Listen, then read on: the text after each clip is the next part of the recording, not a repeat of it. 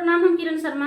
हम मंजू शर्मा अपना YouTube channel पर सबके स्वागत करै छी। नमस्ते, प्रणाम सब दीदी भाई जी के प्रणाम, सब यूट्यूब फैमिली के प्रणाम। और हम दोनों देवरानी जेठानी जा रहल छी बहुत प्यारा सा भगवान भजन गीत गाबा। अहाँ सब जरूर सुनब, कमेंट करके जरूर बताए। बहुत प्यारा सा गीत है और बहुत पुराना गीत है। हमरा सबके गांव घर में दाई माई बहुत गबै छथिन, एक लगा हम सब गाबल जा रहल छी। अहाँ सब जरूर प्यारा आशीर्वाद देब और शेयर करे कमेंट करे के नहीं भूलू। अहाँ सबके केहन लागत जरूर कमेंट बॉक्स में लिखब। हर हर महादेव, जय भोलेनाथ, जय शिव शंकर। एक